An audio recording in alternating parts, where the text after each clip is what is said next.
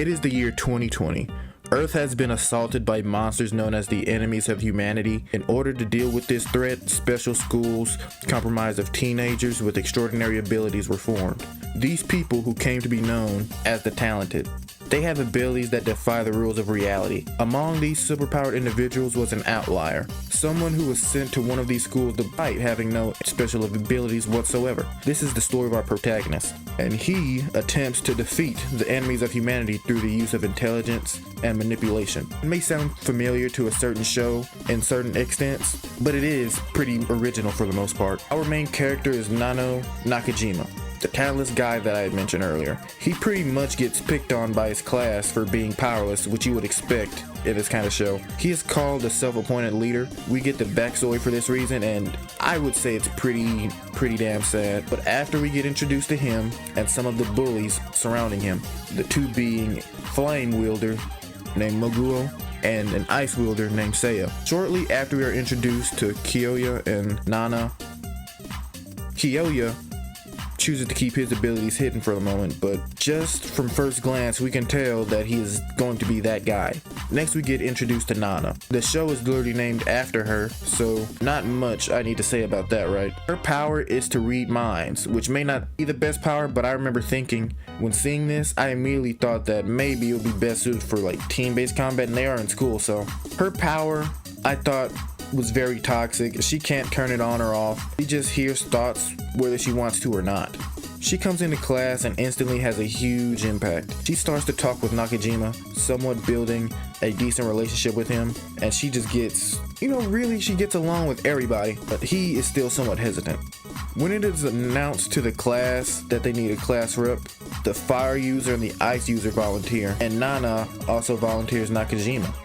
We learn that he is called the self-appointed leader because his dad expects a lot of him. So that's basically what he named himself. And Nakajima just wants to make his dad proud for the most part. Fast forward to the next day. When they try to decide on who's going to be the class rep through battle, Nakajima sits out because he feels as if this is too much for him, considering that, he doesn't particularly have a power and he didn't want to be class rep in the first place. Now, next is when the story really starts to pop off. Turns out that Nakajima actually does have an ability, but the reason he kept it under wraps so long is because when he was home, he couldn't really do much with it, and his dad kind of looked down on him for it as well. It is the ability to neutralize others' abilities. In this world should be really useful. While Seiya and Moguo were fighting to see who would become the class rep, Nana was about to get hit by an attack that was sent by Moguo, a huge flame ball. So Nakajima stepped in the way and he neutralized it. This showed the entire class that he had powers, and this got them all behind him. Okay, so here's a huge spoiler warning ahead. So if you want to watch the episode and you don't want to see what happens next, I say click off the video now because it is huge spoiler territory. Afterwards, since Nakajima saved her, Nana wanted to meet him and they were at the edge of the cliff. So she thanks him for what he did earlier and praises him highly. He finally seems to be confident with his own power, and it is all thanks to Nana. Nana really forced him to step outside of his shell because she was pushing him this entire time to do more things, for more people. She pushed him to be class rep. She was defending him when he was getting picked on by bullies and all that jazz. After all of this conversation with each other, he then questions if he can block her powers by physical touch, so he tries it, and she tells him that it works after he touches her. And it turns out that she lied. She lied to him. She pushes him off the cliff and leaves him hanging, telling him of her evil plans. She ends up killing him, revealing that she can't actually read minds, making her the real talentless one in the series. She is one of the enemies of humanity in the Talented's eyes, and she considers the talented ones the enemies of humanity. She and the organization she is a part of have made it their mission to kill all of these children to make the world a better place. I guess I should have, I don't know. Like, I read the description, I was like, oh, Nakajima, he's gotta be the main character, right? Like, it sounds like Midoriya. Like, he doesn't have powers, but he's gonna find some way to kill, well, not to kill, but he's gonna find some way to beat the enemies of humanity, which I thought were gonna be like monsters and stuff like that.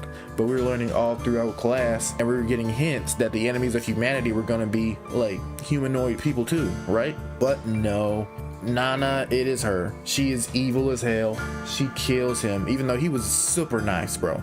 He was super nice. Like, he went there to talk to her. He was trying to help her with her powers. Turns out she doesn't have fucking powers. She just is lying to everybody, and she's just really good at reading people, which is why people think she has mind reading powers. But yeah, bro, I really thought Nakajima was going to be the main character, but I guess since it's called Talentless Nana, that's kind of a spoiler in on itself. You know, she's well, it's called Talentless Nana. But yeah, bro, I finished the series. I'm not gonna lie, it was kinda, I love the concept, but it was it kind of fell flat for me, not gonna lie. It reminded me of My Hero Academia mixed with Death Note. Like, there were a lot of scenes where it's a mind battle, you gotta outsmart the other person, but also like it's with people with a bunch of powers, you know? And she's the only one without powers, so it kind of made it satisfying to see her kind of get by without having any powers. But if you guys like this video and you want to see more analysis on this series, I will do it, and I appreciate you for watching.